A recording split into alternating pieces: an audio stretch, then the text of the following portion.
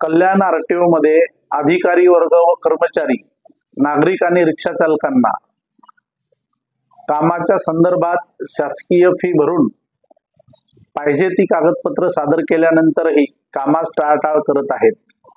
वरिष्ठ अधिकाऱ्यांशी चर्चा केल्यानंतर वरिष्ठ अधिकारीही त्यांना पाठीमागे घालत आहेत. म्हणून भाजपा रिक्षा संघटनेच्या वतीने 8 तारखेला सोमवारला भागाजी वजे चौक, कल्याणशील रोड येथे रास्ता रोको आंदोलन संघटनेच्या वतीने करण्यात येणार आहे.